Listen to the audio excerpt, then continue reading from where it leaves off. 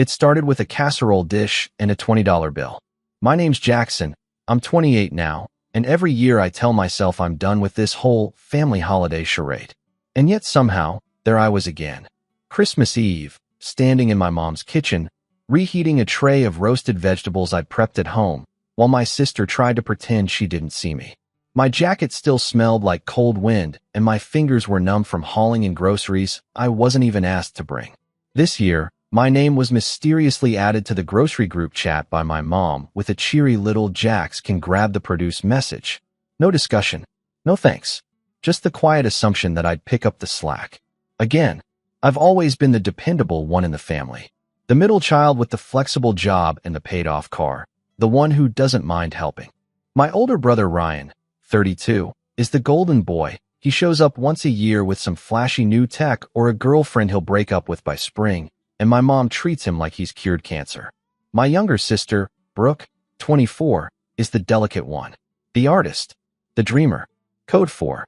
She couch surfs, posts Etsy listings, and has mental health days that seem to land suspiciously around family cleanup time. I work in IT and have for the last 5 years. Solid pay, remote flexibility, and health insurance. I bought a condo 2 years ago. My mom tells her friends I do something with computers. She tells me I'm lucky I don't have real stress. The thing about my family is they don't yell. We aren't that kind of dramatic. It's all polite tones, passive-aggressive favors, and guilt-tripping disguised as gratitude. It's a smile when they hand you a task they don't want to do. It's an, "Of course you'll help. You're so good at this stuff," while your brother nurses a beer and your sister giggles over TikToks. This Christmas was supposed to be different. I had drawn a boundary. Told myself I'd contribute one dish, bring one bottle of wine, and that was it. No errands. No extra grocery runs. No last-minute calls to pick up wrapping paper. But it's like they could smell the resolve on me. A week before the dinner, Mom called asking if I could just help with the ham, because Dad doesn't know how to cut it right. Then Brooke texted me asking if I could pick up some candles for the table setting. Ryan? He didn't even respond to the group chat until the day before with a "What time are we eating?" And somehow no one seemed to notice or care. So I showed up, arms full of stuff I never agreed to bring, and a knot of quiet irritation in my stomach. I was greeted by my mom with a distracted, "Oh good, you're here. Can you help Brooke move the table?" No hug. No thanks. No Merry Christmas. I moved the table. I set the candles. I arranged chairs. I even fixed the damn Wi-Fi when Ryan complained it was laggy. I kept my mouth shut, told myself I was being dramatic, that it was just family, and this is what being part of one means. You do things without expecting a parade for it, right? But then dinner started. We sat around the table, Mom at the head, Dad next to her, Ryan and his new girlfriend, Stephanie. This one was Brooke beside them, and me at the end. The kids' seat. Even though I'm the one who brought the wine we were drinking and paid for half the meal. And still I smiled. I made small talk. I passed dishes and took photos and pretended I wasn't slowly grinding my molars into dust. Because that's what I've always done. Until she pulled me aside. It was after dinner. Most of the table had cleared out to the living room where Home Alone was playing too loud on the TV. I was still at the sink, rinsing plates because I knew no one else would. My mom came in, drying her hands on a towel, eyes darting toward the hallway like she didn't want anyone to hear. I thought she was going to thank me. Or maybe ask me to drive Brooke home again. But she put her hand on my shoulder, squeezed it with fake warmth, and said, soft and serious, "You're old enough to stand on your own now, Jackson. We don't owe you anything." I blinked. What? She sighed like she was doing me a favor. "I just think it's time you stopped acting like we have to include you in everything. You've always been independent. You don't need all this." I stood there, soaking wet plates in the sink, arms cold, heart pounding. My mom looked me in the eye and told me, on Christmas, in the house I'd stocked with food and candles and wine, that I didn't need to be included, that I wasn't owed even the illusion of being part of it. I didn't say a word, just nodded, quietly dried my hands, walked back to the table, finished the last bite of sweet potato casserole off my plate, took a slow sip of wine. Then I went upstairs, to the guest room, closed the door, pulled out my phone, made one phone call. That night, I didn't sleep. And by morning, every single bill I'd been covering, Brooke's phone plan, Mom's Netflix account, Dad's Amazon Prime, Ryan's Spotify family subscription, The shared HelloFresh discount they all used was gone. Cancelled. Unlinked. Revoked. Breakfast was silent. But it wasn't the kind of silence you get after a family argument. No, it was worse. It was the kind of silence where everyone knows something happened, something big, but no one wants to admit they don't understand it yet. They were still figuring it out, one by one, as their apps failed to load, as their phones told them payment was overdue, as the digital scaffolding I'd quietly been holding up for years began to vanish beneath them.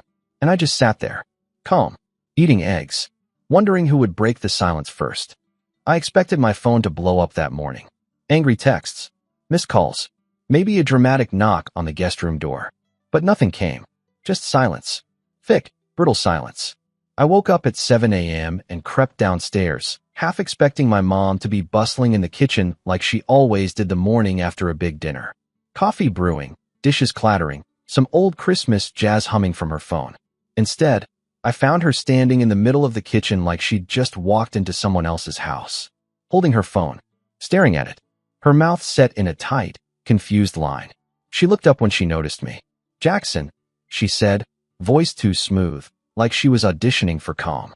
"Did you change the Wi-Fi password again?" I poured myself a cup of coffee. "Nope." She held up her phone.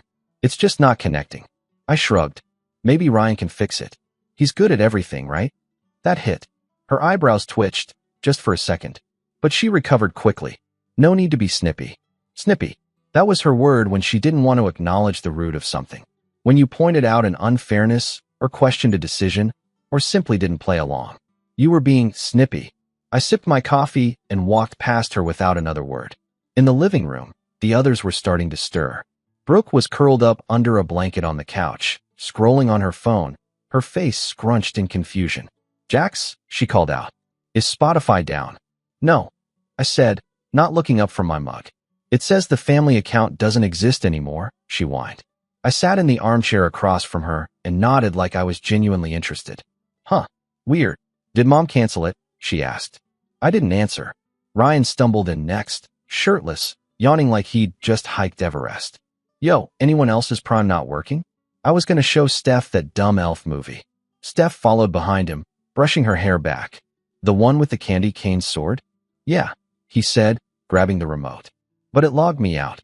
"No way," Brooke said, sitting up straighter. "That happened to me too." That's when it began. The slow unraveling. The invisible web of convenience I'd been quietly funding started to tangle. Brooke's phone buzzed with a notification. Her data plan had been suspended. She blinked at the screen, then looked at me like I'd kicked her puppy. "Jackson," she said, voice high-pitched and suspicious. "Did something happen to the phone bill?" I leaned back. "I don't know, Brooke. Did something happen to you appreciating any of it?" "What's that supposed to mean?" "Figure it out." Mom re-entered the room just in time to hear Brooke squawk. "He canceled my phone." "Jackson," Mom said sharply, the comm now cracking. "Did you actually?" "Not just hers," I said. "Yours too. And Dad's Prime. And the Netflix account. And the HelloFresh box that shows up at your door every Tuesday, even though you've never paid for it.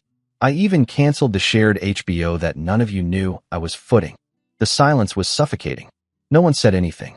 I wasn't yelling. I wasn't angry. Just done. Ryan made a face like he'd smelled something bad. "That's a bit dramatic, don't you think?" That broke something in me. "Dramatic?" I laughed, short and bitter. "Ryan, you haven't paid for a single streaming platform in 5 years. You show up once a year with a new girlfriend and act like a king. Brooke texts me rent money requests like it's a part-time job. Mom drops casual errands into my day like I'm a personal assistant. And Dad, he doesn't even look at me during dinner. And after all that, I get pulled aside and told I don't need to be included anymore." Mom blinked, flustered. "That's not what I meant." "It's exactly what you meant. And I heard you loud and clear." Steph cleared her throat awkwardly. I think I'm gonna go call an Uber." Ryan looked annoyed. "Babe, it's fine. It's just a family thing." "No," I said, eyes on him. "It's not. It's a habit. A long, toxic, entitled habit. And I just broke it." They didn't know what to say, because deep down, they knew it was true. But here's the thing. When you take away someone's unearned comfort, they don't thank you. They panic. And then they get mean. It started subtly. That afternoon, while I was packing my things, Brooke stormed into the guest room. "I don't get why you're making such a big deal," she snapped. We're family. No, Brooke. We're a system. One that only works when I keep giving. I never asked you to. You asked every month when you couldn't make rent. You asked every time you forgot to Venmo for dinner. You asked every time you used my Netflix, my Spotify, my Apple Music, my Uber Eats promo codes. She folded her arms. Fine. I'll delete the apps. You don't get it, I said, standing tall. It's not about the apps. It's about respect. And I'm done being invisible until something needs fixing. I expected her to yell. Instead, she looked at me with something worse, pity. Like I was overreacting. Like I was being emotional. Whatever, she said, walking out. Guess you're just not who I thought you were. That line stuck with me. Because for years, I'd been trying to be exactly who they needed. Helpful, reliable, quiet. And the moment I stopped, I became difficult, ungrateful, a problem. Dinner that night was tense. No one said much. The table, so loud the night before, was now filled with awkward chewing and clinking forks. Dad asked if anyone saw the game. No one answered. Mom passed the peas with robotic efficiency. Ryan kept glancing at his phone like he was waiting for a better offer. And then she said it. Jackson, Mom started, not looking at me. I think we should talk. Alone. I followed her into the kitchen. She turned, arms crossed, lips pressed tight. I don't know what point you're trying to make, but you've really upset your sister. She's a grown woman, Mom. She's sensitive. She's manipulative. Her eyes widened. Don't you dare say that. She guilt trips you into paying for things. She fake cries to get out of responsibility. And you let her. She's going through a hard time. So am I. I snapped. But you don't see me weaponizing it. You just dump more on me because I don't complain. I thought you didn't mind. Well, I do now. And then she hit me with the phrase that lit the match. You've always been strong, Jackson. We just thought you didn't need as much. As much what? As much care? As much love? As much acknowledgement? I stared at her, all the childhood moments clicking into place like puzzle pieces. All the birthdays quietly skipped, the school plays attended for Ryan, but not me. The whispered, he can handle it, moments that left me carrying everything. Maybe I'm strong, I said, voice shaking.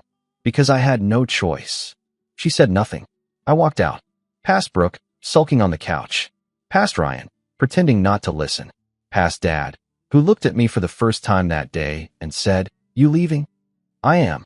He nodded. Said nothing else. I opened the front door and paused. It was snowing. Lightly. Quietly.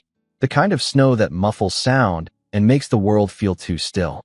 I stood there, one hand on the doorknob, wondering if this would be the last time I did this. Played along. Showed up. Carried the weight in silence. And then I heard it. Good luck out there, Jax. Ryan. It wasn't kind. It wasn't supportive. It was smug. A little amused. A little mocking. I turned. Looked at him. What's that supposed to mean? He smirked. Just saying, man. You made your choice. Hope it's worth it. I smiled back. For the first time all day, it felt real. Oh, I said, stepping outside into the snow. It will be. I drove away that night without a word. No texts. No calls. Just a quiet, simmering rage underneath it all. But even that wasn't the breaking point. That came 3 days later. 3 days later, I got a call from my mom's number. I didn't answer. She left a voicemail I didn't bother to check. Then another the next morning. Then one from Brooke. Then Ryan texted me, a rare moment of direct communication. Yo, can you fix the Spotify thing? Can't add Steph to the plan again. I turned my phone over and stared at the ceiling. For the first time in years, I felt like I could breathe. No buzzing notifications about bills. No frantic texts about one more thing someone forgot. No guilt-tripped emojis. Just silence. And yet, it wasn't peace. Not yet. Because underneath all of that silence was a hollow kind of ache. Not the kind you get from heartbreak or losing a friend, but something deeper. Lonelier. Like I had amputated a part of myself that had gone rotten, but now had to relearn how to walk without it. The apartment was quiet that week. Almost too quiet. I worked from home as usual, but even Slack felt emptier than normal. I'd canceled Christmas plans with my friends, told them I needed time to myself, which was true. But what I didn't tell them was that I didn't know how to talk about what had happened, because it didn't feel big enough to explain. There was no screaming match, no betrayal in the traditional sense, no dramatic disowning. It was just years of slow, quiet erosion, and I finally stopped allowing it. But God, Did it leave a scar? For the first few days after I left, I second-guessed everything. Not just the phone call, or canceling the accounts, or walking out. I second-guessed my role in the family. Who was I if I wasn't the fixer? The helper? The unthanked lifeboat they all clung to? Would they talk behind my back now? Call me selfish? Or worse, would they pretend I was never that important to begin with? That part scared me the most. Because deep down, I wasn't angry about the money. I could make more. I wasn't even mad about the groceries or the subscriptions. It was what those things meant. The way I had tried, over and over again, to earn my place at that table, not with words, not with conflict, but by being useful, by being convenient. And the moment I wasn't needed. That realization hit me hardest on New Year's Eve. I had no plans. I turned down invites to parties. Didn't bother checking Instagram. I stayed in, made pasta, watched fireworks on my balcony, and at midnight, I poured myself a drink and whispered, never again. It wasn't a resolution. It was a promise. I started therapy that month. It wasn't something I'd ever seriously considered before. Not because I didn't believe in it. I just thought I didn't deserve it. Like my problems weren't real enough. I had a job, a roof over my head, health. What right did I have to complain? But when I sat down across from a woman named Melissa and told her about the Christmas dinner and the phone call and the silence that followed, she didn't look at me like I was being dramatic. She nodded, asked, "And how long have you been carrying the weight for them?" That was the first time I cried. The sessions helped. Slowly. Not in any grand, movie montage kind of way, but like steady rain softening hard earth. I started noticing patterns. The way I over-explained myself. The way I apologized when I asked for something. The way I kept track of every favor I did, not because I wanted praise, but because I was scared that if I didn't keep proving myself, I'd be discarded. That was the root of it. I wasn't trying to be loved. I was trying not to be forgotten. Meanwhile, the silence from my family continued. A full 2 weeks passed before Mom reached out again, this time with a text. "I've been thinking about what you said. Can we talk?" I stared at it for a long time, typed a few replies, deleted them all. Eventually, I responded with, "Not yet." She didn't push. Around that time, I started saying no more often. Not just to them, to everyone. No to extra hours at work I didn't want. No to guilt-trippy friends who only called when they needed help moving or fixing their routers. No to invitations that came with strings attached. And you know what? The world didn't end. In fact, something strange happened. The space I created by saying no slowly filled with better things. Clearer air. People who respected boundaries. Hobbies I'd forgotten I liked. Woodworking, hiking, chess. I spent a weekend refinishing an old table I'd kept meaning to fix for 2 years. Turned out beautifully. Solid. Stable. Like something that would outlast me. I started calling my friend Eli more often. He was the only one who asked me, really asked me, how Christmas had gone. When I told him the whole story, he didn't interrupt. Just let me talk. Then he said, "Jax, that's heavy, man. But I'm proud of you. Most people just take it and never stop." We started playing chess over video call once a week. It became something to look forward to. A little routine that didn't ask anything of me beyond showing up. By February, something in me had shifted. I was sleeping better, eating better. I stopped flinching when I got notifications on my phone. Even work felt less exhausting. I'd been promoted to lead a small team, and for once, I didn't immediately volunteer to stay late or pick up slack. I delegated, trusted my team, took real breaks, and I started journaling. At first, just scraps, thoughts that felt too tangled to say out loud. But slowly, they became entries, stories, pieces of clarity. One of them started like this. I spent years trying to be their glue. Turns out, I was just their duct tape. That one hit hard. Then, around mid-February, I got a call from an unknown number. I let it ring, like I usually did. But something nudged me to check the voicemail. It was Dad. He never called me directly. Always let Mom do the communicating. But here he was, voice low and gravelly. "Hey, Jackson. It's Dad. I wanted to say I've been reading some of the old bills that stopped coming. I didn't realize how much of it was you. And I know I should have. I should have asked. I should have noticed. Your mom's been trying, but I know we screwed up. Anyway, I know you probably don't want to hear from me, but I'm here. That's all." I sat there, phone against my chest, for a long time. Not crying. Not angry. Just still. That night, I played chess with Eli. I told him about the voicemail, and he raised an eyebrow. You gonna call him back? I shrugged. Eventually. Maybe. Sounds like he's trying. Yeah, but I'm not rushing. He nodded. Good. That's the thing about rebuilding. It doesn't happen all at once. There's no dramatic breakthrough. It's just slow, consistent effort. Relearning who you are when you stop being the thing everyone else needs. It's hard, but it's worth it. I haven't been back to that house since Christmas. Not yet, but I know I will be. Eventually. And when I do, things will be different. Because I'll be different. And so will the power I carry when I finally, calmly, stand up from that table again. Not with resentment, not with anger, but with a quiet strength that says, I'm not here because you need me.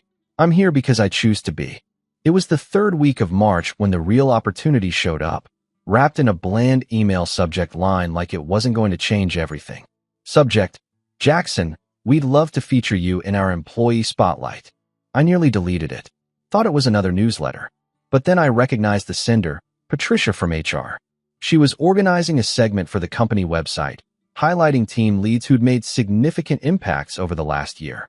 I'd been promoted recently, sure, but I hadn't expected anyone to notice. Not really. I was just doing my job. Quietly. Efficiently. But apparently, someone had noticed. The interview was casual. A few questions over Zoom. Some headshots. A brief chat about leadership values and how I managed my team through the last quarter's crunch without a single late delivery. I didn't think much of it until Patricia mentioned the view count. You're at over 10,000 views on the post already, she said. One of the highest we've ever had. I blinked. Seriously? Oh yeah. And we've had a few clients reach out to request you specifically for future systems projects. I hope that's okay. I nodded, slow and stunned. Yeah, that's more than okay. And just like that, something clicked. Something quiet. Something powerful. I wasn't just rebuilding. I was rising. See, for years, my family had treated me like a background character. The helper. The fixer. The one who'd figure it out. But outside their house, outside that suffocating little orbit, they had no idea who I'd become, how far I'd come, and how much leverage I'd been quietly building. It started with that spotlight. But the real setup? That came from the one thing they did still rely on me for, even after Christmas. Property. See, back in 2021, when my parents were going through a rough patch financially, something they downplayed to everyone else, they called me, asking if I could co-sign the refinance on their house. Just for the paperwork. Just temporarily. Your credit's better than ours, my mom had said, with that brittle laugh she used when she needed something. I agreed. Stupidly. But I made sure of one thing. My name was added to the title. It wasn't something they paid much attention to. Probably assumed it was just legalese. But I knew what it meant. And I didn't think much of it at the time. I trusted them. Fast forward to now, March 2025, and that little piece of paperwork was still sitting quietly in the county property database. Untouched, unmentioned, but very real. And suddenly, I had leverage. Not because I wanted to take anything from them, but because I wanted them to see what they'd done. What they'd taken for granted. What they so casually dismissed with a "we don't owe you anything." I didn't want revenge that looked like yelling or lawsuits or court drama. I wanted clarity. I wanted them to feel the weight I'd carried and the silence I'd sat in and recognize how fragile their comfort had always been. I started by making a few calls. Quiet ones. First to a real estate lawyer I knew from a client project. We'd chatted once over lunch about estate law and property rights. And I remembered something he'd said that stuck with me. People don't understand how much power comes with your name on a deed until it's too late. I asked him what I could legally do as a co-owner. He chuckled. Well, unless there's a written agreement saying otherwise, you've got a 50% stake, my friend. You can sell your share. You can force a partition. You can even block any refinance or sale until they buy you out. And if I just sit on it? I asked. Then they can't do anything major without your signature. Not even take out a line of credit. I thanked him and hung up. Then I logged into the account I hadn't touched in over a year, the shared mortgage portal. Still active. Still showing my name. Still listing me as a primary contact. I didn't make a move. Not yet. I wasn't looking to pull the rug out from under anyone. I was preparing the stage. Because I knew my family. They weren't going to come to me with humility. They were going to come to me when they needed something. And sure enough, 2 weeks later, my phone buzzed. It was Brooke. Hey, do you know anything about refinancing the house? Mom said the bank said something's wrong with the title. I let it sit for an hour before responding. Yeah, I know. She replied almost instantly. Wait, what does that mean? It means they can't do it without me. But why? Because I'm on the deed, Brooke. But you're not really on it, right? Like not for real. No, I'm very much on it. I have a copy of the title. Her typing bubble flickered for a full minute, then disappeared, then came back. Are you going to take the house? I smiled, almost sadly. I don't want the house. I just want them to understand how easy it would be. She didn't reply. That night, I got a call from Mom. No voicemail this time. Just a missed call. Then another. Then one from Dad. Then Ryan. I didn't answer any of them. I wasn't ready yet. Instead, I got to work on phase 2. See, the house was just one part of the equation. The financial control I'd slowly pulled back after Christmas had started to rattle them, but I knew they'd find workarounds. Ryan would borrow from a friend. Brooke would cry to her roommates. Mom and Dad would blame the economy. The real message wouldn't hit until it came from someone they respected. So I called Aunt Mel, my mom's older sister, the only member of the family who had ever treated me like a full adult. She was the black sheep, never married, ran a small business, traveled a lot. She lived 3 states away, but always sent cards on my birthday. Real ones, with actual handwriting. She picked up on the third ring. Jackson, she said, surprised. Everything okay? I hadn't spoken to her in over a year. But when I explained the Christmas dinner and the years leading up to it, and what I'd been quietly doing since, she didn't interrupt once. When I finished, she said, I always wondered why you seemed tired when we talked. I exhaled. I didn't even notice it myself.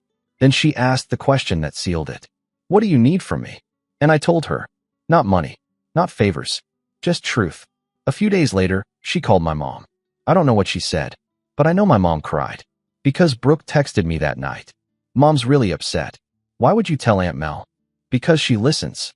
That weekend, my dad sent me a long email, full of rationalizations. We didn't know you felt this way. We never meant to make you feel excluded. It's not about owing anyone. It's about family doing what they can. I didn't reply, but I printed it out, highlighted the parts that mattered. Because there was one final piece I was waiting for. One thing that would complete the setup. And it came, like clockwork, in early April. A wedding invitation. From Brooke. She was getting married that summer. Outdoor venue. Rustic theme. Pinterest perfect. And the RSVP card had a little handwritten note. Hope you can help with the tech stuff again. You're the best. No apology. No acknowledgement. No mention of Christmas. Or the house. Or the silence. Just another request. Another assumption. Another quiet expectation that I'd show up, smile, and serve. I placed the invitation gently in the trash and started planning the final act. By the time Brooke's wedding rolled around in late June, the storm had been brewing for 6 months. From the outside, everything looked perfect. Their backyard had been transformed into a boho chic wonderland. Wooden arch draped in eucalyptus, mason jar lanterns hanging from trees, live acoustic music floating in the air like everything had been handpicked from a wedding influencer's feed. Everyone wore light tones and soft smiles. Except me. I didn't wear a smile. And I didn't wear light tones. I wore charcoal gray. Clean, tailored, quiet. I stood out just enough to make them uncomfortable, but not enough to say anything. It was a hot day, but I wasn't sweating. Not anymore. Because I wasn't here to help. I was here to watch it fall. Now, before you think I'm a monster for showing up to my sister's wedding with revenge in my back pocket, understand this. She invited me. Expected me. Sent me a separate list of tech stuff 2 weeks before the wedding. Asked if I could bring my own gear, just like I had for Cousin Aaron's wedding and Dad's retirement party. What she didn't ask was whether I wanted to. She never asked how I was doing. Never once said sorry.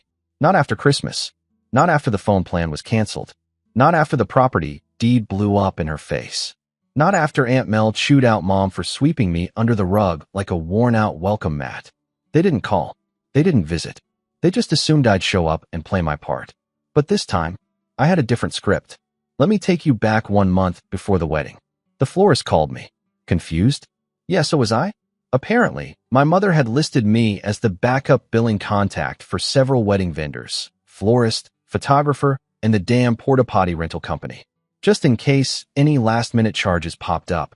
You know, because I'm so responsible. At first, I considered calling them and setting the record straight. But then I realized this was the perfect setup. All I had to do was wait. Fast forward to 3 days before the wedding. I called each vendor calmly and politely and told them the backup billing card was being removed. They were surprised but professional.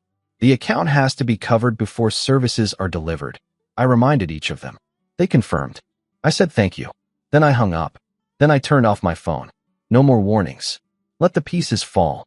June 24th, wedding day. I showed up early, as requested, but didn't lift a finger.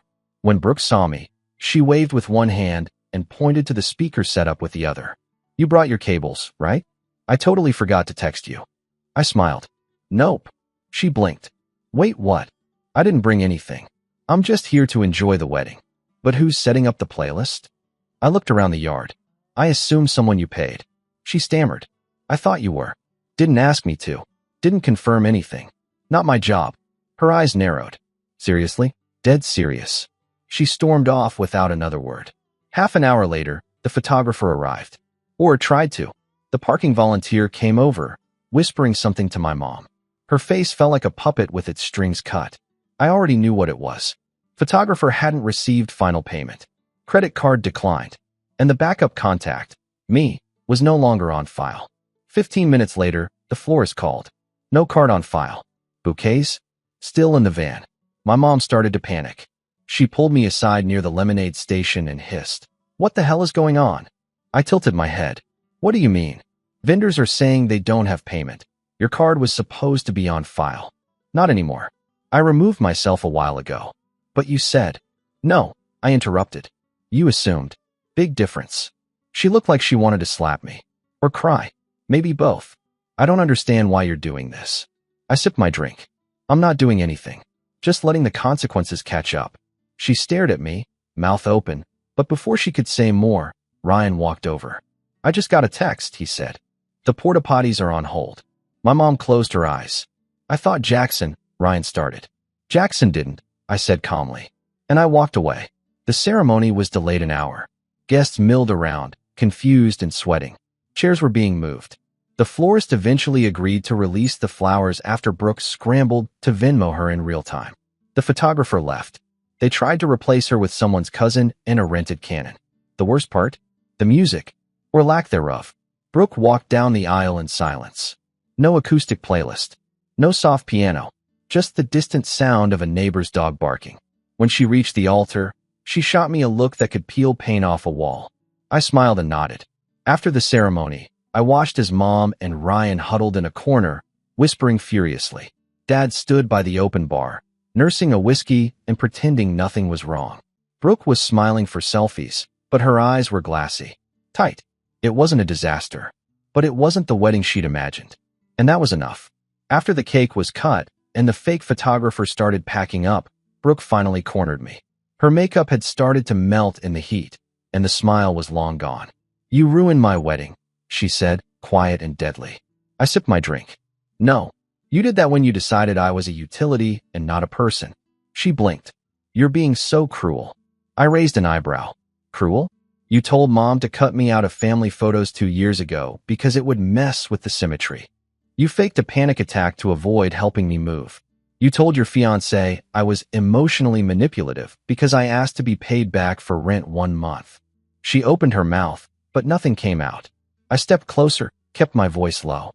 You've spent years treating me like a spare part, a background actor in the Brooke show, and every time I gave you more money, more support, more patience, you thanked me by pretending I didn't exist unless you needed something. I paused. So I gave you nothing today? Nothing but exactly what you gave me for most of my adult life. She looked away. I walked off before she could answer. As I passed Ryan, he muttered, You didn't have to go that far. I didn't stop walking. No, Ryan. I didn't have to go that far. I chose to. For once. That night, I drove home with the windows down.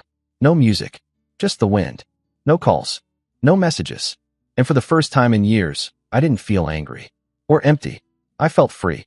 The next day, I got a call from Aunt Mel. She didn't say much, just laughed down the line and said, Jackson, I hope you took a slice of cake. I did, I said. And a flower from the table. Thought I earned it. Damn right you did. She hung up. That Monday, I logged into the mortgage portal, removed myself from the property, formally signed the release. It was never about the house. I just wanted them to know they never owned me. A week later, I got one final text from Mom. We've been talking. We'd like to invite you to dinner. Just you. No expectations. No favors. Just us. I read it twice. Then I deleted it. No response. Not because I wanted to punish them, but because I finally understood something I'd been blind to for too long. Forgiveness doesn't mean reopening the door. Sometimes, it just means walking away without burning the house down. And never looking back. That's exactly what I did.